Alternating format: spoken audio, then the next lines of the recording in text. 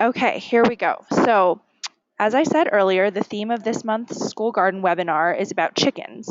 And we are going to be featuring a guest interview with Kim Aman of Moss Haven Elementary School in Dallas, Texas. Andy and I had the pleasure of meeting Kim back in May of this year when we did a school garden visit to Dallas and Austin. We met with our slow food chapters there, and we had a great tour of Moss Haven, and we're really impressed by her chicken program and thought that a monthly webinar would be a great way to pick her brain and have her share all the wonderful knowledge she's gained and a little bit about the process of how she went about that.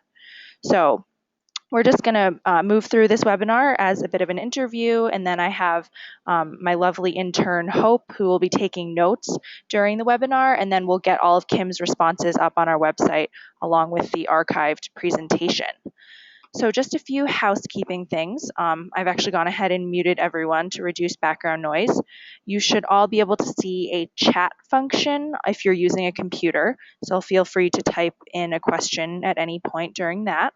I've listed the Slow Food USA School Garden website if you wanted to look at our resources, as well as the link to the recorded and archived webinar afterwards. So I think we can go ahead and get started. Kim, can you hear me okay? I can. Hi, everybody. Wonderful. So do you want to just take a moment and just introduce yourself? Sure. My name is Kim Aman, and my students and school community call me Farmer Aman. I was a special education teacher for 29 years and a farmer for the last 3 years. Um, I was able to retire this December to take on farming full time. So we're real excited about that because it's a lot. There's a lot less involved when I'm just doing one job versus the other. Um, and we're an American Heart Association teaching garden. We partner with Whole Kids, United Way, and Feel It to Play 60. So we do a lot of health-based instruction with our garden, and then of course the chickens. Fantastic. So can you tell us a little bit about the vision behind Moss Haven and what really inspired you to get chickens as part of the school program? Right. We started the garden 3 years ago. I've always wanted to be outside and with kids whenever I can because I think it's really important. And my grandfather was a farmer, so I have a little bit of background in that. And we chose a school farm because our school was based. The setting is an old farm. It was the Moss family farm. So we kept our history piece when we went to about putting our garden in. And then once we just started partnering with all kinds of people, with American Heart Association, with all our local partners, and we reached out to so many people to help us because our school, of course, didn't offer any funding for our program. So we had to find people outside of our school to help fund. And we had a lot of families that were involved and very passionate about nutrition and health and chickens. And I had never, my aunt had chickens in a old trailer that we would run by because it smelled so bad in the day. And so that was my only experience with chickens. But we've worked with a lot of people to help get our program going, and our chicken coop doesn't smell. But they're really great pets, actually. The first time I held one was a little awkward, and I knew I had to do it because I had to teach kids how to do it. So I just jumped in and grabbed them, and it's been really a game changer for our program. Well, wonderful. Thank you. I know everyone is really curious about the process. In Andy and I, in our travels, we haven't come across too many schools or districts that have protocols, food safety information related to chickens. A lot of people, schools get a little bit nervous. So I think everyone would love to hear more about the process and how you went about it if you needed to create some kind of committee or have certain meetings with stakeholders and what role those stakeholders played. Yes. When we first started our farm, we said we want chickens, and we were told no in capital letters and exclamation points, and absolutely not. No chickens were allowed. So we started a year of our garden, and we really got that up and running and successful. And so people were impressed with the work that we did there. And as we were doing that, we reached out to anyone in our community and nationwide who knew about chickens and could educate us about chickens, because we knew that we'd need to do some lesson plans and educating our people in our community about it. Um, chickens in school, people were, oh, what are you doing here? And then there were a lot of curious people, and so we did have to form a committee, gather a bunch of research, talk to specialists in the neighborhood and the community, and then we had a town hall meeting, because so many people were going, oh, can you believe they're getting chickens now? So it was an education process. So we had this town hall meeting because people were up in arms about chickens, and I think 6 people showed up, and 5 of them were on the chicken committee. So so we had a farmer who sold chickens at a local garden center come with his chickens. We had a lady who had a horticultural business that worked with chickens and designing coops come. And we had someone from the Texas AgriLife Extension Office who does their poultry program. And so we had all the experts, we had all the chickens, and no one showed up. So that kind of opened the door to, we were able to have that happen. That was for our community. But then for our school district, we had to go through some other things. We had to find out the city codes. That's the first thing that anybody has to do, because that really dictates whether you can have it or not. Some cities won't allow chickens at all. In Dallas, you can have chickens, and they have to be it's a pretty small distance, but it has to be a certain distance from your neighbors, and then you cannot have roosters.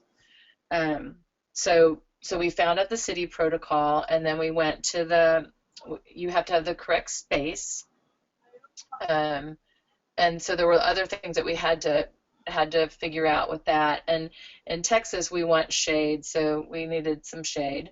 And if you have to have a certain amount of square footage for each chicken that you have, so we didn't want to have overcrowded space. We had to have a plan for student interaction and what we were going to do. And at first, we were just going to have our kids stand outside of the coop. And now I think every student in our building has held the chicken and loved the chicken. But we had we just had to kind of go through the process of how we're going to do that. And it's been a baby step to get them all involved. There's certain spots in the coop where kids can't go, but we do have an area where an entire class can come into our pen and handle chickens under real close supervision. Hand sanitizing was important. We had to have that for our protocol, how we were going to do that. And so we have a hand sanitizer station right outside the coop door, so we have the kids clean in, clean out, because really the kids are more of a hazard to the chickens than the chickens are to the kids. So we had to have that. We also are lucky enough to have a veterinarian who has kids at our school who can help us when the chickens get sick.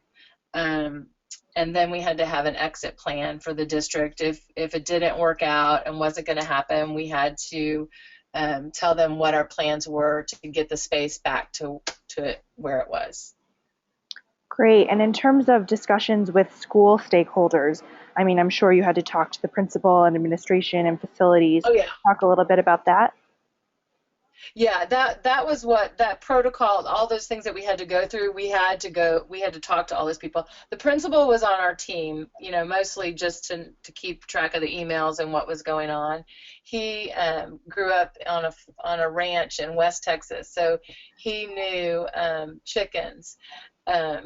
He never really hugged them, but he knew chickens, and so he was part of the team, and the parents and myself, and then we had to prepare a proposal to the district to put this chicken coop in with all those things, with the space and the city rules and the student interaction and how we were going to do that. So after we heard no, we went back and said, we're doing so great with this garden. We really think chickens would be a game changer. And they said, okay, give us some data and information. And then when we had that, they saw how great a plan we had in place, and they went for it. And now in our district, there's 4 other schools that have chicken coops. Wow, wonderful. Um, it sounds like you talked a little bit about the general fit with the school and the community, and there was some objection at the beginning, but in general, the chickens have fit in really well into the culture and community of the school. The chickens are rock stars. The kids that they love. Every time we go out to the garden, we have to do something with the chickens. Um, on the weekends, families come and feed the chicken grass, or they'll bring blueberries for the chickens. People have birthday parties around the chicken coop. It's been really wildly accepted and celebrated. There's a few families in our neighborhood that have chicken coops in their backyards now, so that's kind of great. And yeah, they're rock stars at the school. Sounds like, yeah, they've been really inspirational. That's great. I have a whole list of questions here, and you don't have to address all of them, but more about logistics and coop design and how you really got the nitty gritty done in terms of funding it and how you chose the coop style and location, chicken breeds, etc. And really like to know how the eggs are used. Okay, I'll just kind of hit through the list. When we started working on our design, we worked with a group that made coops out of recycled products, because we want to teach our kids sustainability and bigger things than just the garden and chickens. So we were working through the plans with them, and right as we came to almost the final plan, a neighbor said, "Oh, our friends are moving and they want to give you a chicken coop and the chickens that came with it." So, so that was a score for us. I know that our coop was going to be in between $2,000 and $3,000 for the design that they were coming up with, and the build. And you can get coops of all different sizes and all different costs. But we had some grant money that we were going to plan on to use for that, but we didn't need to use that, so that was nice. So a family was moving to a place where they couldn't have chickens, so we had some guys dig theirs up and bring it over with their 4 chickens. And then what we did decide to do, because the coop was small and I was scared that the chickens would run down the street and run away from me. They can run 9 miles an hour and serpentine. So I wanted to have an enclosure around the coop that we would be able to take them out of the coop and put them in a bigger pen kind of enclosure where the students can actually work with the chickens as well, and they're less likely to run down the street. So so that's how we kind of got that. And we fundraise all the time, because there's no funding available for school gardens or chicken programs through your school. We've shaken every tree, and there's none from the school. So we've had to be really creative about securing funds for our program, and still work through that. There's a lot of grants available for school gardens. I know Lowe's and Whole Kids has some grants, or Whole Foods that have some grants. And then there's you can just kind of Google garden grants or chicken grants or kids health grants, because you can incorporate that into healthy lifestyles. But we continue to reach out that way. We also feel like almost every day we're having a Kool-Aid stand for our program, because we haven't been able to create funding for sustainability. We keep finding things here and there, but we've done a letter drop campaign in our neighborhood, where we walked to the mailboxes with letters and told them about our program, and we people just sent in donations. We've had bake sales from the garden. We've had events where the kids come out. We did a Mother's Day event where the kids circled through 3 rotations and made gifts for their families with kind of farm-based things. And so we try a lot of ways to keep our money stream going. So we're looking at, we just became our farm just became a 501(c), so we're looking at ways to access different funding than just what's available via the school. So that's an ongoing thing that we deal with every day. So our scoot, we did, a mobile chicken coop wasn't going to be big enough for our needs of our chickens, but we do have some tractors that are little cages that are kind of enclosed that are open at the bottom that you can move chickens out into the grass, because we have mulch underneath our coop so they don't have green grass, and they love green grass. So whenever we're out with kids, we might take a chicken or 2 out and put them in the tractor and let them dig around in the grass.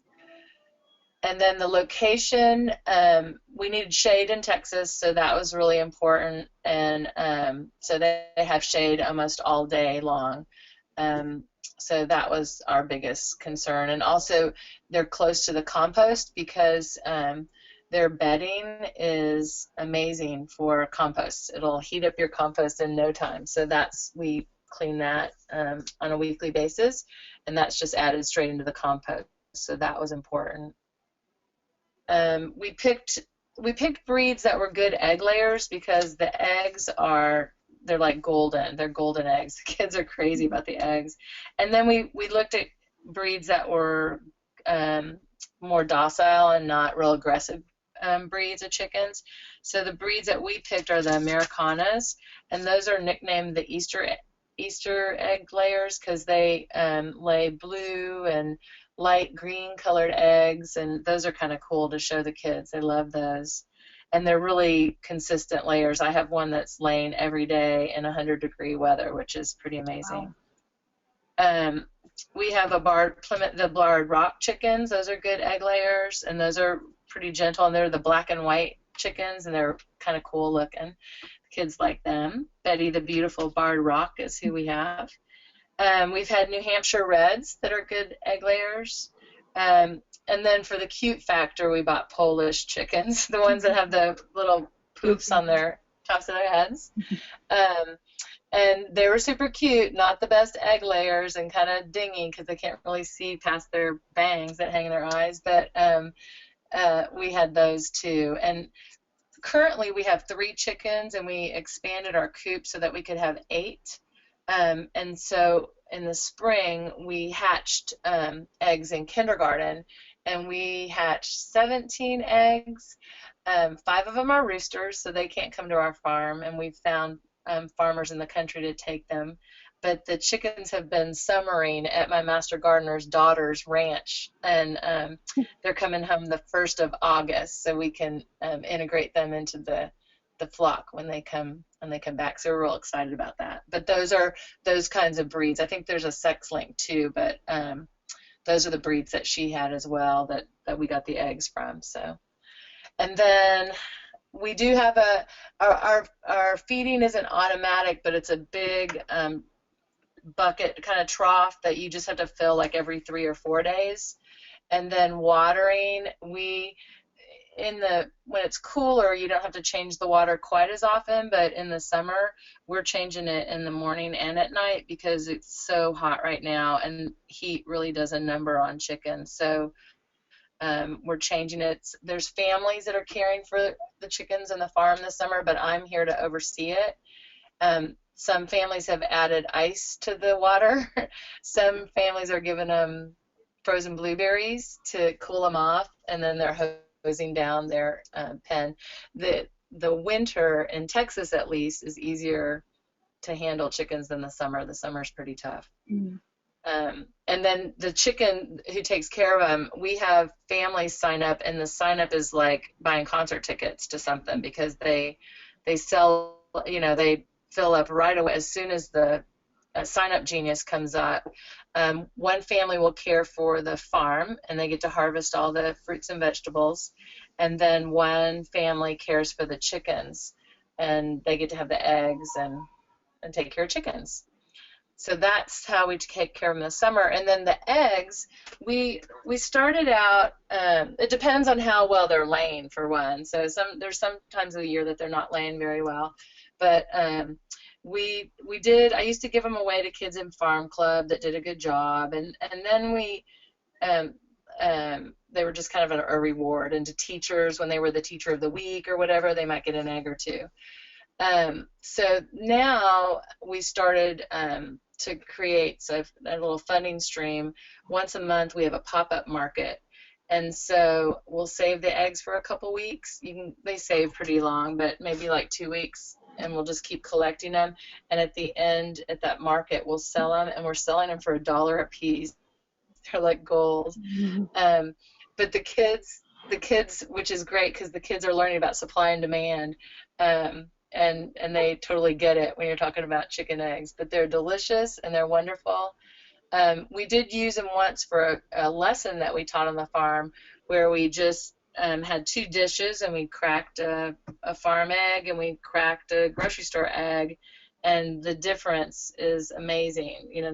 The farm egg looks like golden sunshine and beautiful colors, and then the grocery store egg is just kind of flat and pale and blah and runny. And so that was pretty interesting for the kids to see that difference in the eggs. And the kids aren't eating the eggs at school, either like in the classroom or in the cafeteria, right? Some we used them to make pancakes once, but our cafeteria, there's a lot. We haven't jumped through all the rules on how to get our food into the cafeteria. That's on my list, my long list of things to do. But right now, you're not allowed. We're not allowed to bring food into our cafeteria for during the day. So we haven't reached that point of being kind of seamless with our garden and our cafeteria, but we're working on it. Wonderful. Well, you mentioned a couple things that I just wanted to point out. The first thing was Sign Up Genius is a really great volunteer resource. It's a website where you can create tasks and then email them out to people, and people can sign up online and they get reminders. So it's a really good system for managing and supporting volunteers. And then Garden to Cafeteria, Slow Food USA's National School Garden Program, has a lot of expertise in garden to cafeteria, food safety protocols, templates from districts, and we'd be happy to consult with anyone who's on this webinar right now, or if you know someone else who didn't get to join us, we'd be happy to email, talk on the phone, send you materials if you're interested in getting your school garden produce into your cafeteria. There was also one more question from Scott Lewis to Kim, and Scott was asking, um, aside from the amount of eggs they lay and the colors, have you considered heirloom breeds of chickens? And the ones you mentioned may be heirlooms, but he was just thinking of Slow Food's Arc of Taste and Biodiversity program. Well, I am not sure. I'm not sure what breeds are heirlooms and what aren't. We went on the advice of our our agriculture people as to which ones to get, and then the farmer that brings them to the place where we purchase them. Um, and then the where we got the fertilized egg is someone who's a veterinarian. So we haven't really investigated much more than down that path, but I'm not quite sure actually. Okay, no problem. It actually turns out that I think a couple of the chicken breeds on your list, such as the uh, New Hampshire Red, is Arc of Taste. So that's Okay, great. Um, good. so you talked a little bit about this, but I'm really interested in how the chicken program really fits in with the student and teacher life and how kids are involved, whether or not it's during the school day or only in farm club, what kind of tasks the kids are allowed to do with the chickens, if there's any curricular academic integration, and how the teachers feel about it and if they have given their buy-in. Well, everybody's really on board with the chickens, not necessarily at first. And they, just as the neighborhood was, the teachers kind of rolled their eyes and said, "You want us to do what?" Um, but at this point, they've all jumped in and are on board. And I think every one of them have handled a chicken, um, and have had some of their eggs. Um, the kids are involved. The older kids, on Fridays are in charge of the cleaning and the maintenance of the coop. They totally clean it out and take care of it. There's some training that had to be done with it, but the older kids are perfect for that. And I'm talking like fifth and sixth graders. So they do a lot of that. The feeding of the chickens, the kids, depending on, well, a lot of them feed them from the compost scraps that they put in our compost can that comes from the cafeteria.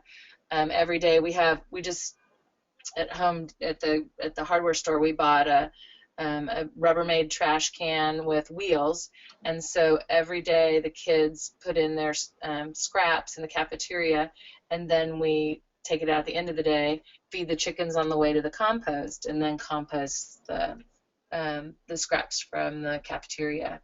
So even if the kids aren't outside, they're contributing in that regards. We do have some students that let the chickens out every morning, and they do that on their own. There's some selected students that have had training, and they get service hours for doing that. And then after school, mostly the farm club that we have after school that comes out, they help with that, with any kind of care that we need. We check the water, we check their food supply, we make sure everything's going okay in their coop, and then love them. They get a lot of loving at the after school club. Um, and then we've had a lot of lessons with our chickens.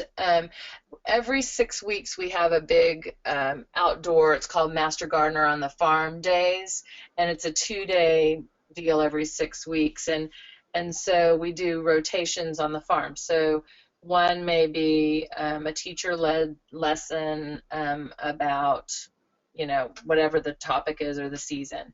And then they'll have a chicken rotation where they'll learn about the chickens. And then they'll have a garden where they'll actually tend or plant or harvest from their garden beds.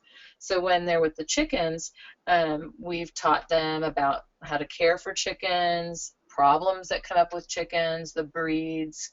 We've talked to them about the chicken and the egg cycle. We've shown them, again, the organic versus grocery store eggs. We've talked about pecking order and how that relates to their families as well. Um, we've learned about chicken phrases, ruling the roost, don't count your eggs before your chickens come home, being henpecked. There's a whole list of things that you can talk about, and you can learn from just sitting and observing the chickens. So we try to come up with something fresh and new every time we meet every 6 weeks to incorporate the chickens, because hands down that is their favorite thing. Wonderful. So, and then the teachers are buying it, and then there's curriculum that, there's all kinds of life sciences that you can connect anything chickens or garden, or that's really the easy part, is just connecting dots to the curriculum. And we actually had a question from Scott come in. He's asking, what benefits have you seen for having chickens for special ed students? Oh, that is a great question, because I'm a special educator. It's the kids that come in the morning that let the chickens out are our special ed students. And so they've learned a lot of responsibility. At our school, we have kids that have everything and kids that have nothing. And lots of times the kids that haven't had experiences have never even been, they're scared of dogs and cats and all kinds of animals. So we've taught them to connect to animals. We've taught them to care for things. Some of our students are the best at reminding, hey, we forgot to do this in the coop. We forgot to do that in the coop. We need to check on that. It gives them a lot of confidence and success. and the garden and the farm and the chickens really level the playing field. You can have the students that are the top students, the academic students who don't even know how to, dig in the dirt.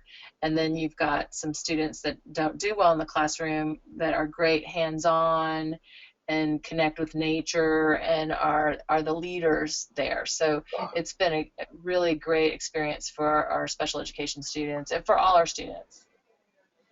Wonderful. I think we're getting close to the end of the questions, but the next batch is just about food safety and hygiene. And I know you talked about the sanitation that was necessary before and after, but I'm wondering what else is involved with this aspect of the protocols and um, egg collection and handling the chickens and things like that. Yeah, the hand washing's really important, and then the chicken eggs when you collect the eggs are really fine. I mean, the farmers in the day would just leave them on a bowl in the table, and they wouldn't even refrigerate them. So until you actually wash the eggs, they don't need to be refrigerated. But we wash them with a little bit of soap, even just in case we don't want any problems to happen to our chicken program.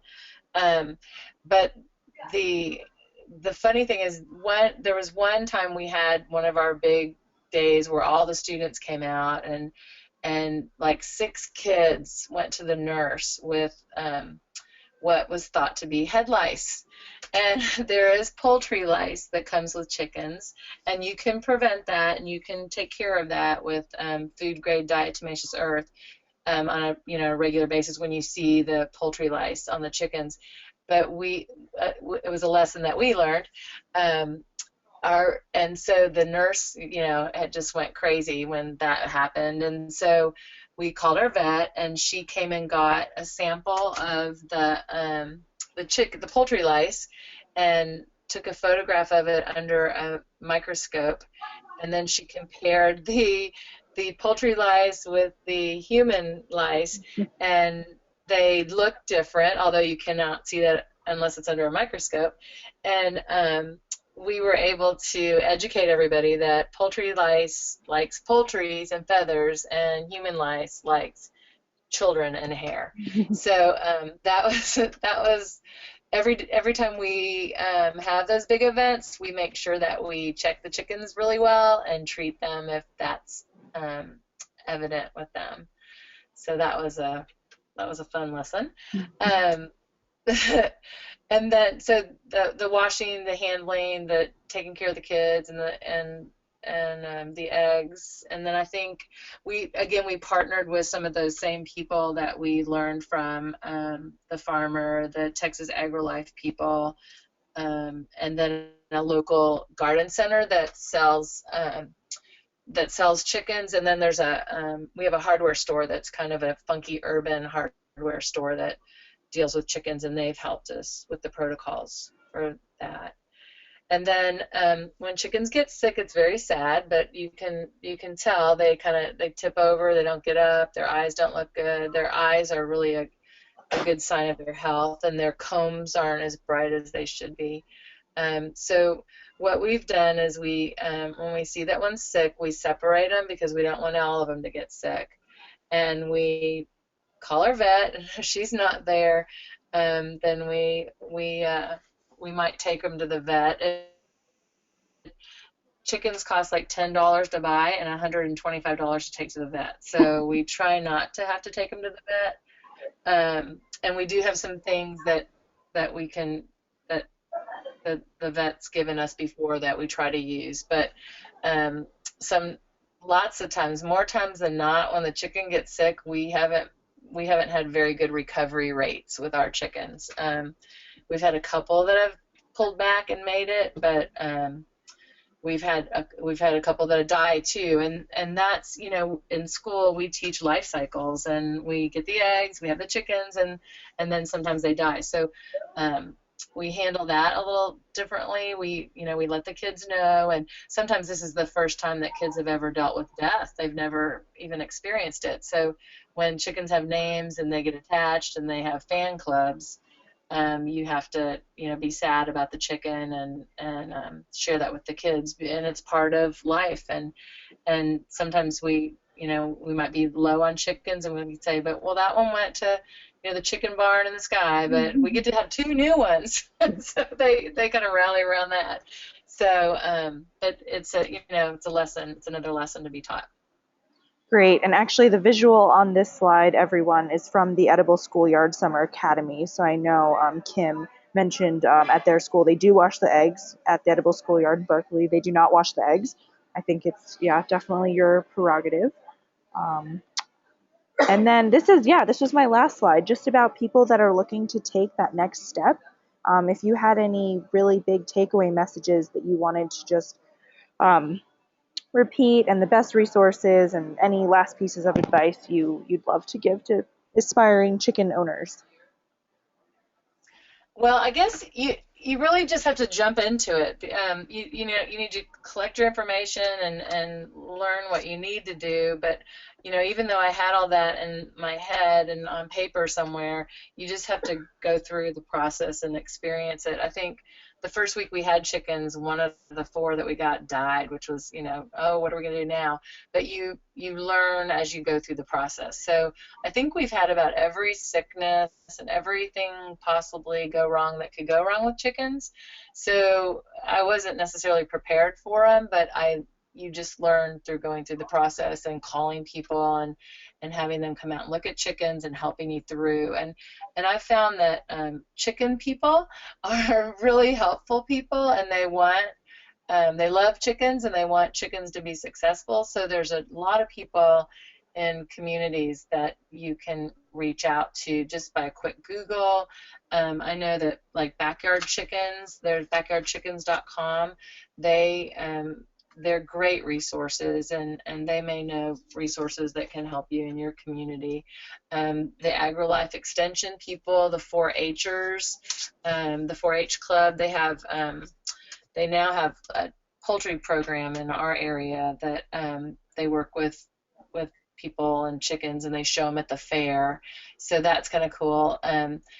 One of our master gardeners happens to know about chickens, so she helps us a lot with chickens. And so the more connections that you make in everything, in gardening and school farms and chickens, the better off you are if you align yourself with people and just ask for help. And there's lots of people that want to help.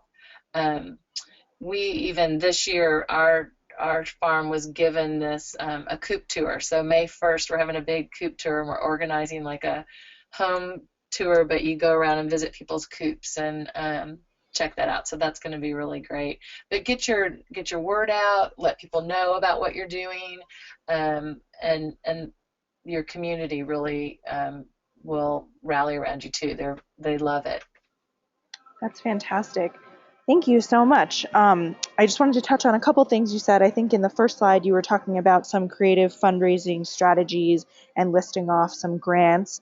And I just wanted to bring to everyone's attention that we actually have a fundraising and grants page on the Slow Food USA National School Garden Program website that lists a couple dozen grant opportunities for school gardens. So I encourage you to check that out. The whole Kids Foundation School Garden Grant Cycle is going to open up September 1st, and we're going to give you more information about that. If you do want to receive updates from the National School Garden Program, feel free to type your email address into the chat function, and I'll add you to our newsletter list. And Kim has graciously written a blog entry on her chicken journey, which is up on our website, as well as the actual protocols she wrote with her school district. So that's all available for everyone. I'd be happy to take questions now. You can either type it into the chat function, or I can unmute people. And Kim, I actually have one more question for you, something I've been thinking about. The kids handling the chickens and naming them and just getting to learn all about them, have they considered becoming vegetarians, or have you noticed how it may have informed their personal food consumption?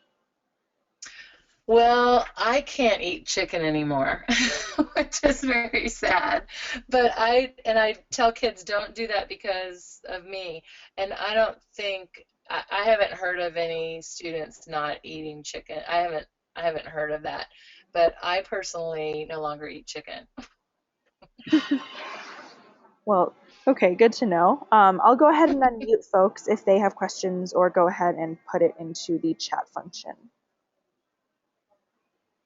And turn it off. I can read on these. Okay, so get it and turn it off. Are there any questions?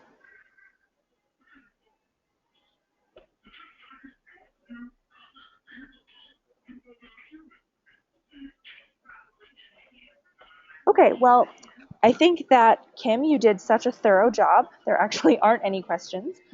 It was really, really wonderful and informative, and we're greatly appreciative of your time. So your contact information is there, your school farm blog, and I think people will hopefully reach out if they think of anything later. Thank you so much. Thank you. Thanks for having me. Okay, thank you, everyone. Have a good day. Oh, yeah, and Thanks, Kim. this webinar is going to be archived and put up on our website. So you'll receive a copy of the PowerPoint and you can share it with everyone. So that was to Kathy's question. Okay, thank you.